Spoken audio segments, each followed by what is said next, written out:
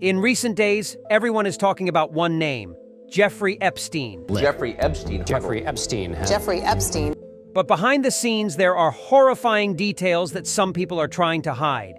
We suggest you stay with us until the end, because with each passing second of this video, you will be more shocked. Jeffrey Edward Epstein. This person's name has been heard by most of us through news and social media in recent days. However, this horrifying case is not limited to recent times, and with the revelation of the names of many well-known individuals involved in this case, it has once again become the talk of the town. To better understand this subject, we need to see who this demonic person is. Jeffrey Epstein was born on January 20th, 1953, in a poor Jewish family in New York, USA. It may be hard to believe, but he spent some time teaching mathematics without receiving a university degree. However, he was expelled from Dalton School due to complaints from some female students about his inappropriate behavior. It can be said that he was a mathematical and computational genius. He was quickly discovered by an investment firm called Bear Stearns, which seeks out individuals with this kind of genius and poverty. He excelled in economic activities and securities trading to the extent that he could be called a Wall Street wolf. However, Jeffrey's goal was not simply to become a regular wealthy person. He wanted to rule the American economy. After rumors of fraud and theft from Bear Stearns, he was fired, and in 1987, the famous American fraudster and multi-billionaire Stephen Hoffenberg hired him at Tower Financial Corporation, aware of the rumors surrounding him regarding theft in his own company. Because Hoffenberg exactly needed this type of fraud from Jeffrey, they collaborated to design a Ponzi scheme, or in simpler terms, a pyramid scheme, and achieved incredible income by deceiving people with unbelievable profits. I met Jeff Epstein in the 80s after he was thrown out of Bear Stearns. He has credentials on Wall Street, and he's loaded with energy, but his moral compass is upside down. Jeffrey Epstein had cheated and stolen money on his expense account. He definitely appealed to us because we were running a Ponzi scheme. Thanks to Hoffenberg and his frauds, Jeffrey amassed a substantial fortune and founded his brokerage firm in 1988. His fame as a successful broker was so great in complex financial circles that American billionaires would make time to meet and collaborate with him. One of these multi-billionaires who changed Jeffrey Epstein's fate and life was named Les Wexner. Les Wexner, the CEO and owner of the L Brands holding, which includes brands like Victoria's Secret and Abercrombie & Fitch, among many other subsidiary companies. Les Wexner was so infatuated with Jeffrey Epstein that he entrusted the management of his vast wealth to him, including the management and selection of famous Victoria's Secret models. He even gifted him a $100 million mansion. Until now, all of Wall Street was in the hands of Jeffrey Epstein, and his next target was politicians and Hollywood stars. The key to entering this glamorous world was a woman named Ghislaine Maxwell. The dark curtain of Epstein's life begins exactly from this point. Ghislaine played a role in introducing Jeffrey to Donald Trump, Bill Clinton, Prince Andrew, and hundreds of Hollywood stars. They quickly accepted him among themselves. Even Donald Trump, in an interview about Epstein, says he has known Jeffrey for over 15 years and that he is an extraordinary person. He also shares his great interest in young and beautiful women, just like himself. In 1994, Ghislaine began helping Jeffrey find underage girls. She would select these girls from various places and prepare them for a depraved world by giving them false promises and creating a friendship with her boyfriend.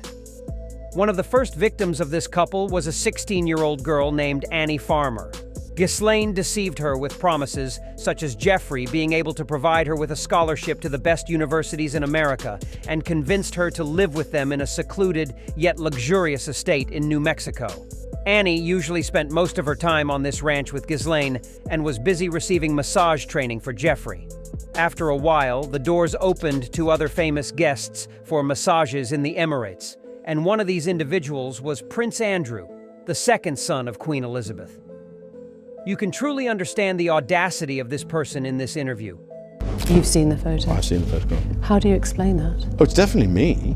I mean, that's a picture of me. It's not a picture of, I don't believe it's a picture of me in London, because when I go out in London, I wear a suit and a tie. After years of unfulfilled promises, one day Annie Farmer went to the police and filed a complaint about the events at the New Mexico ranch involving Epstein and Ghislaine. However, the police easily ignored this matter because the person in question was one of the wealthiest and most influential individuals in America. The local police stood without solid reasons. They had no leverage against him. The fruitlessness of this complaint made Epstein more greedy and reckless. He temporarily ceased his deviant actions, but he soon resumed the hunt. However, this time, it was not meant to remain secretive and calm.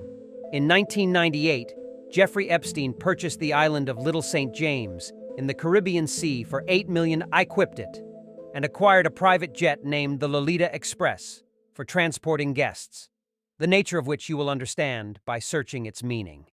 He entered another stage of his terrifying and nauseating business. According to a recently declassified 980-page document, you will see a list of customer names that will leave you astonished. But what led to the exposure of this island and the Palm Beach villa in Florida and their clients? Hello. Hi, how are you? I'm good. All right. It was an incident that occurred maybe like three and a half weeks ago with one of my stepdaughters. Wednesday at school, two guys would fight and she had over $300 on her.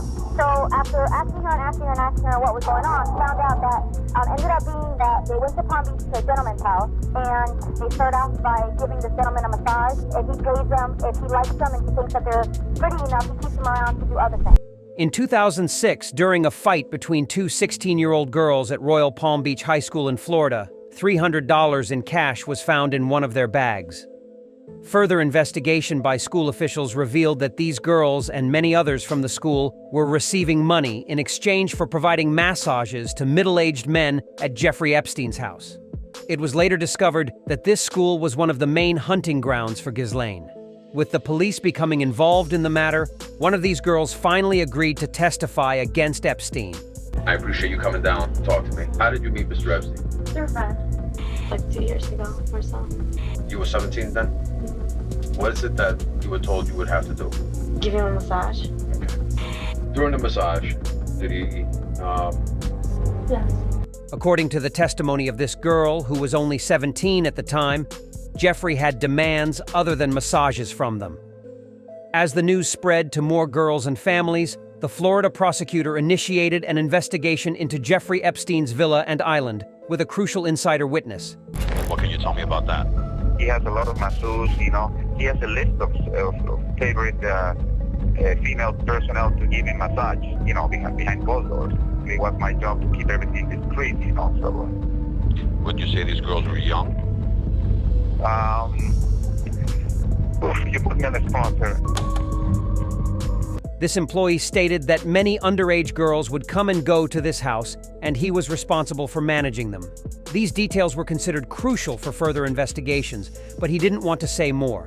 Apparently, they were attracting this volume of underage girls without leaving a trace by forming networks. Because it is not possible to meet a 13 or 16-year-old girl in a bar or nightclub, they were much smarter and formed networks without leaving any trace of themselves. She goes to old guy's house and just massage him for 45 minutes and you get $200. New individuals were mainly convinced by their friends or relatives in a way that for introducing a new girl, the victim would receive $400 instead of $200, which was not a small amount for a teenager. The new victims thought they would only provide massages for some elderly men, but when they arrived at Epstein's Island house, they faced well-known and powerful individuals with demands beyond just a massage. Some people couldn't say anything due to fear, some didn't care at all, and some remained silent despite seeing complaints given the other girls and good pay. Finally, in 2006, the court issued an order to inspect the Palm Beach house in Epstein's Island. During this raid, numerous inappropriate images of models over the age of 18, including Victoria's Secret models, were discovered. A massage room and several computers without hard drives were found, but there was no evidence of the exploitation of underage girls. Epstein and his network were aware of this investigation days before it took place. When you have powerful and corrupt influential customers, they will protect you with all their might out of fear for their own positions. As the case expanded to national media, the files on Epstein were also open to the attorneys of Bill Clinton, Donald Trump, and Florida prosecutor Alexander Acosta. With the influence of these individuals, Jeffrey received a mere 15-month sentence for admitting to soliciting sex from an underage girl. Of course, the extent to which we can call it a prison is debatable. He would leave the prison every day at 8 a.m. in a personal limousine, go to his office, and return to the prison at 10 p.m. to sleep. Eventually, due to good behavior, he was released after 13 months. After his release, Epstein focused more on his island, hoping to attract more famous individuals to visit. The list of individuals who have either used his private plane or visited his island is quite long. It includes politicians, Hollywood figures, writers, judges, police, FBI agents, and even the greatest physicist after Albert Einstein, Stephen Hawking. Although there is currently no evidence publicly available implicating these individuals in this illicit business, according to statements from some victims, they are not entirely innocent. For example, Stephen Hawking, who had limited mobility, only visited the island to witness some of these activities. With the rise to power of Donald Trump, everything quickly changed for Epstein. During Trump's presidency, opposition media outlets heavily pressured him regarding his connection to Jeffrey Epstein, eventually forcing him to reopen the case on Epstein's sex trafficking. In 2019, under the order of the FBI, all of Epstein's residences and his island were inspected once again. Thousands of photos, documents, emails, and terabytes of recorded videos of underage girls with island guests were discovered. Based on the evidence found and the testimony of dozens of Epstein's victims, the court sentenced him to life in prison. This event made him no different from a ticking time bomb for his powerful clients. On August 10, 2019, a highly suspicious incident occurred, and Epstein's lifeless body was found in his cell. Initially declared as suicide, the presence of signs of struggle, cellmate transfers, and the malfunctioning of security cameras that night indicate that there were people outside the prison who intended to permanently close this case. Nevertheless, a corrupt and depraved individual had been taken out of the picture, and there seemed to be no need for further investigation into the cause of his death. However, there are other horrifying details in this case that reveal a darker backdrop than meets the eye. It is alleged that there is a footprint of Mossad and Israel's involvement in Epstein's rise to power and the establishment of his heinous island. According to some confidential sources, Mossad, the Israeli intelligence agency, tasked Epstein, a Jewish individual, with recording sexual encounters of American politicians to infiltrate and exert pressure on them. The Daily Mail newspaper published 36 encounters of former Israeli Prime Minister Ehud Barak, the former defense minister and former head of Mossad, with Epstein during 2015, indicating these covert collaborations. In one photo, you can see Ehud Barak secretly entering Epstein's house in New York. So far, the construction of this video has revealed all the horrifying details behind Jeffrey Epstein, including these terrible aspects. However, the most bitter aspect of the whole ordeal, in my opinion, is the victimization of women by their own peers. A simple look at the names involved in this matter will easily reveal that these women were hunted, deceived, transported, and trained by other women. To prevent paying compensation to the victims, Epstein transferred all his wealth to an unknown individual 2 days before his death.